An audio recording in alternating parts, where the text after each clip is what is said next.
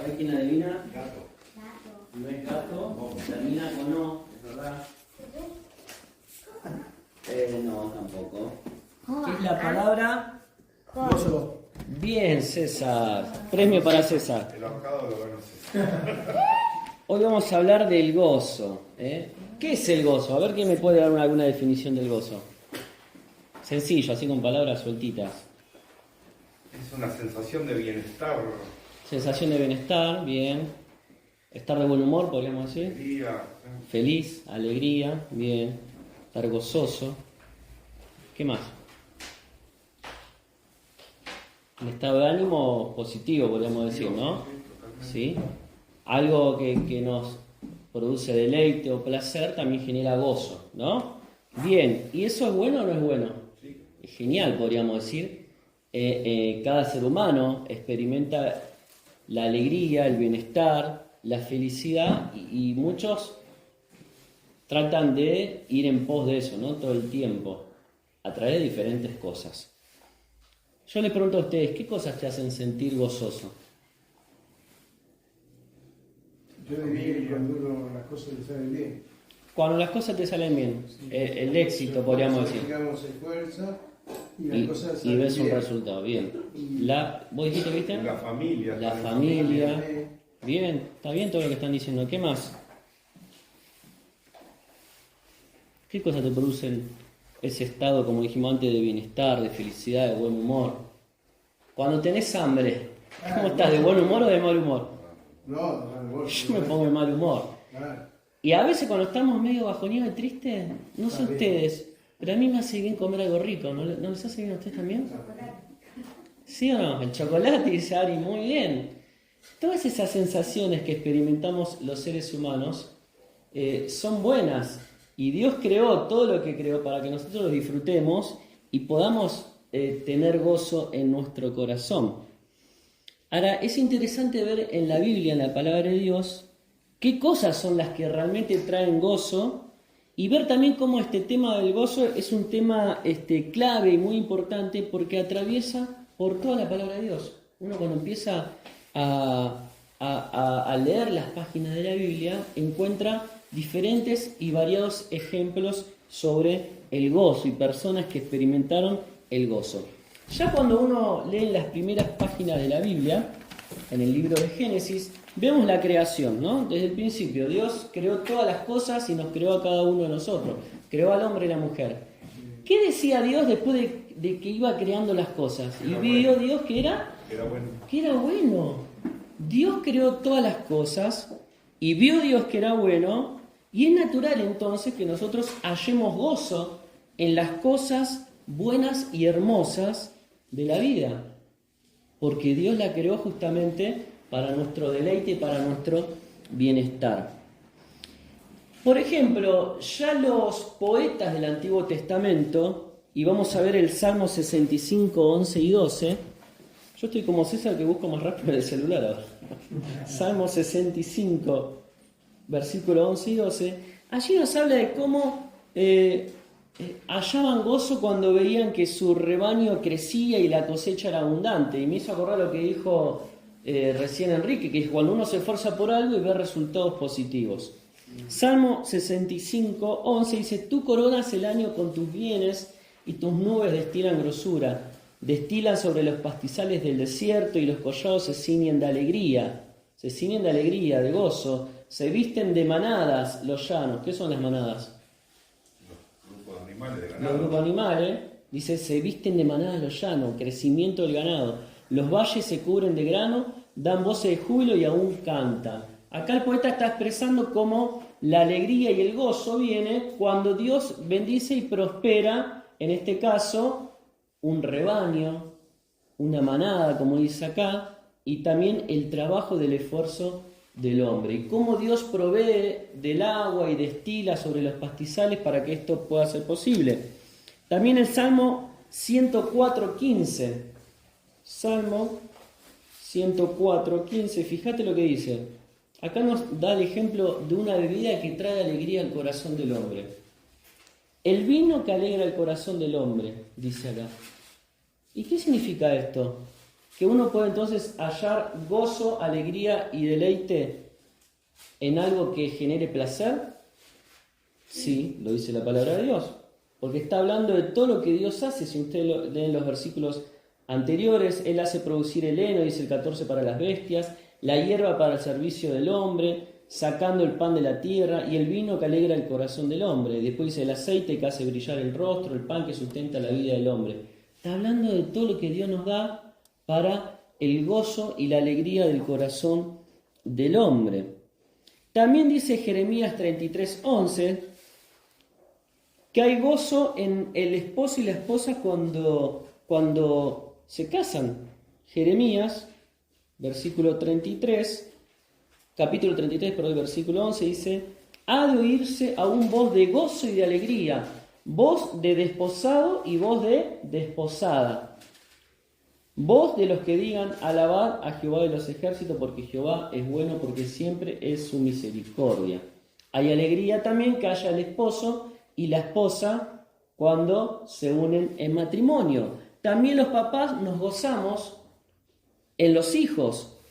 Proverbios 23:24. Proverbios 23:24.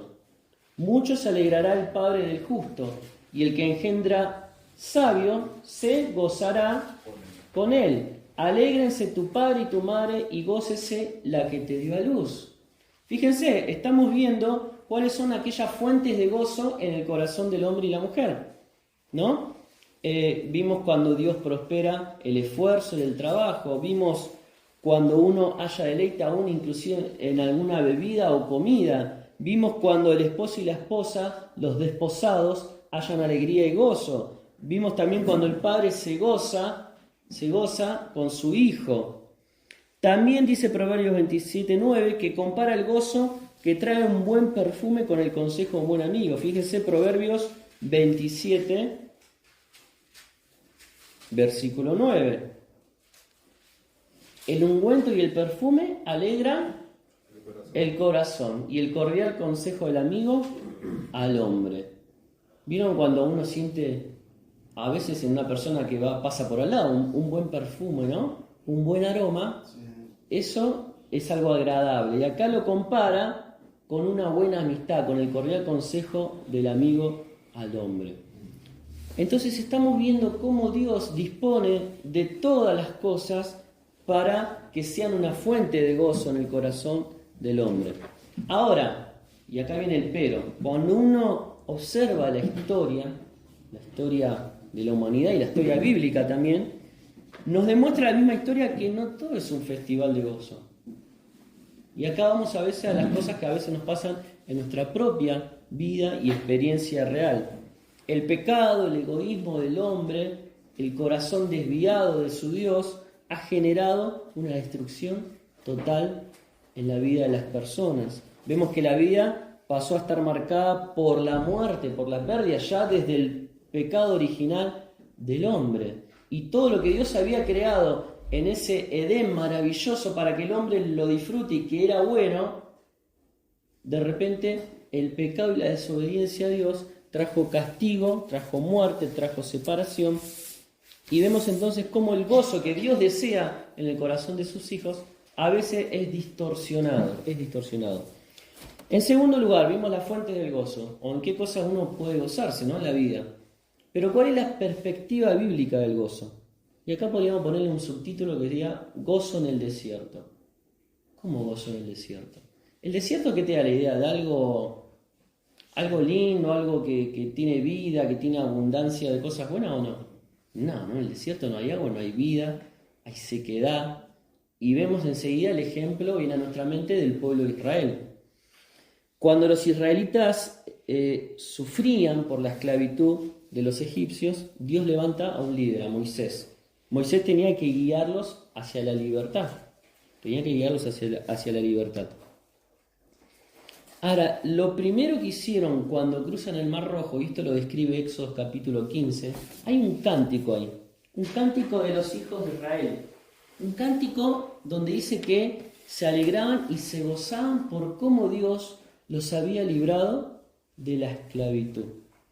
Y acá vemos entonces que el gozo, la perspectiva bíblica del gozo, nos habla de una actitud que el pueblo de Dios adopta, no por las circunstancias alegres, y esto es muy importante, sino por su esperanza en el amor y las promesas de Dios.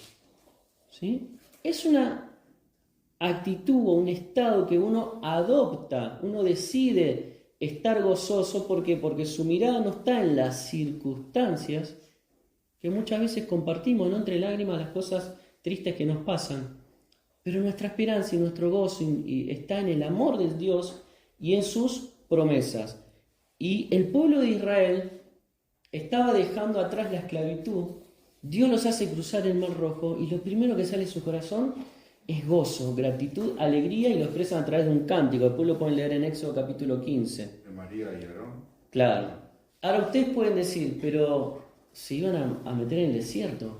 La tierra prometida aún estaba muy lejos, pero ellos tenían la mirada ahí, en la promesa de Dios, en lo que Dios había hecho liberándolos, pero también en las promesas que Dios tenía para ellos. Cuando vemos por ejemplo en el Salmo 105:43,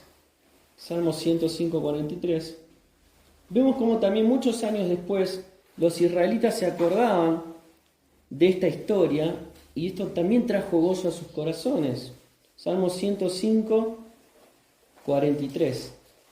Sacó a su pueblo con gozo, con júbilo a sus escogidos. Muy bien, sacó a su pueblo con gozo, con júbilo a sus escogidos.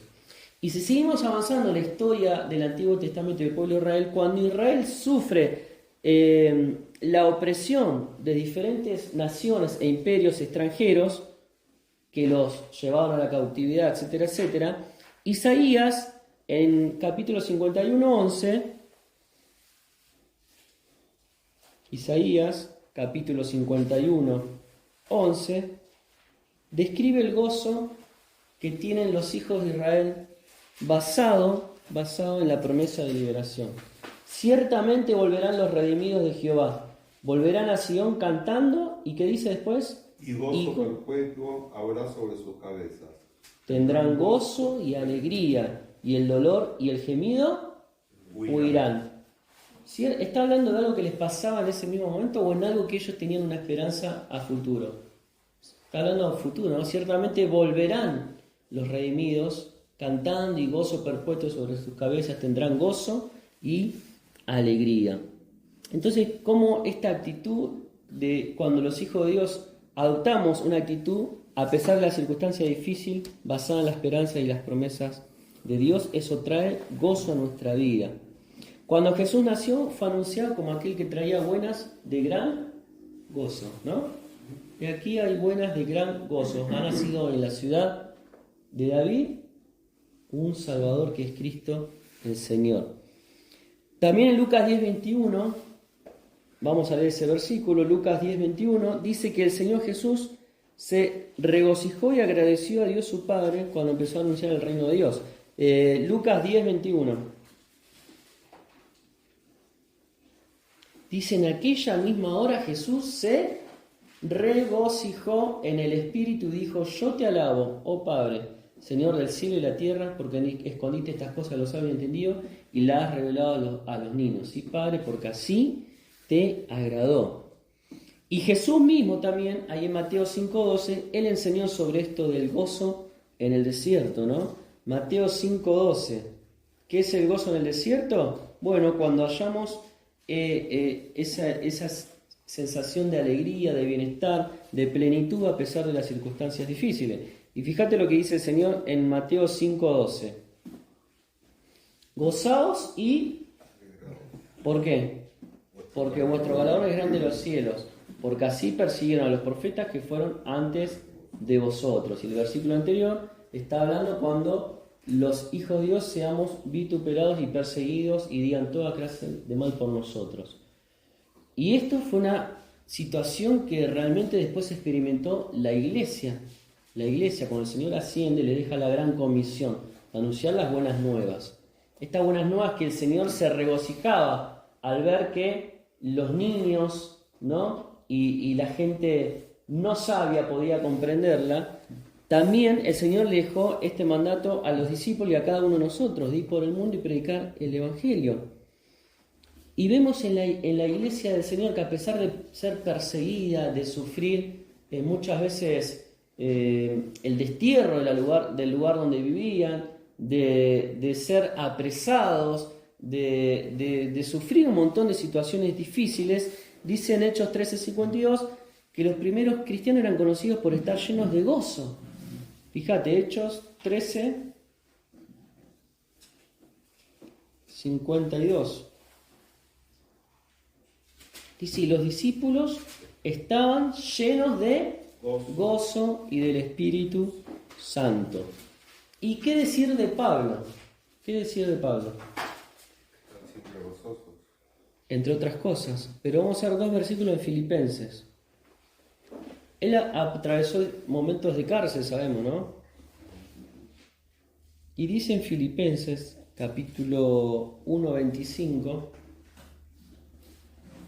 Pablo supo lo que realmente era pasar momentos difíciles de prueba, de angustia, de estar encarcelado, de ser amenazado de muerte.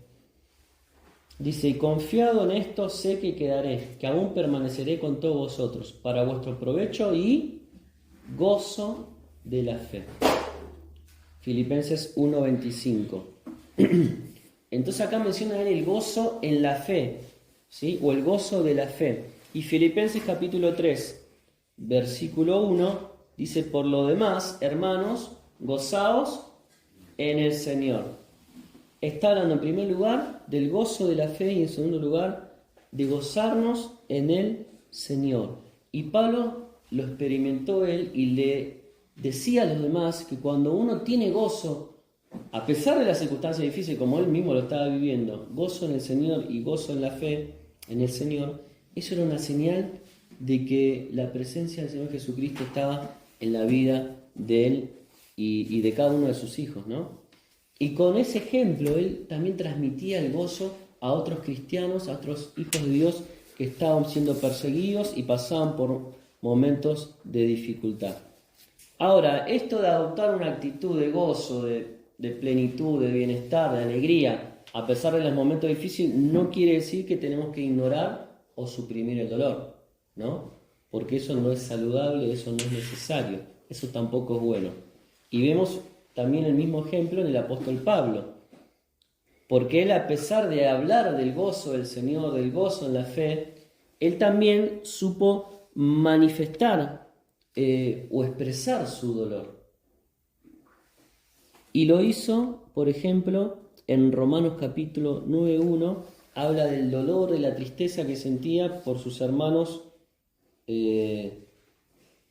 israelitas, ¿no? Romanos capítulo 9, versículo 1 dice, verdad digo en Cristo, no miento, y mi conciencia me da testimonio en el Espíritu Santo, que tengo gran tristeza y continuo dolor en mi corazón. ¿Por qué estaba triste? Porque el pueblo de Dios, el pueblo de Israel, que eran sus hermanos en la sangre, rechazaban a Cristo. ¿Y acaso no nos sentimos nosotros también tristes a veces con continuo dolor cuando tenemos familiares, seres queridos, conocidos, que no están en los caminos del Señor? Entonces, si bien el gozo es un estado permanente en la vida del cristiano a pesar de las circunstancias difíciles, porque uno tiene la mirada en el galardón, en el Señor, en sus promesas, también es bueno manifestar la tristeza y el dolor por las cosas que nos pasan. También el apóstol Pablo frecuentemente expresó su dolor por extrañar a los seres amados. ¿Cuántas veces le escribía en las cartas? Anhelo verlos, deseo estar con ustedes. En 2 Corintios 6:10, él llamó a esta situación, ¿no?, de tristeza en medio del gozo, estar entristecido pero siempre gozoso. Fíjense lo que dice 2 Corintios 6:10. Como entristecidos, mas siempre gozosos. ¿Se dan cuenta que acá está la clave de lo que venimos hablando? ¿Va el Hijo de Dios estar ajeno a la tristeza y al dolor o a las circunstancias difíciles? No, en ningún momento la palabra nos dice eso. El Señor mismo dijo, en el mundo van a tener aflicción. Pero acá dice, mas siempre gozosos. Entonces, ¿es posible pasar por momentos difíciles de tristeza, de continuo dolor, pero a pesar de eso sentir el gozo del Señor? Sí, es posible. Lo dice el apóstol Pablo de esta manera: como entristecidos, mas siempre gozosos. El apóstol realmente eligió confiar en Jesús y tuvo una profunda decisión de fe y esperanza en el amor y en sus promesas.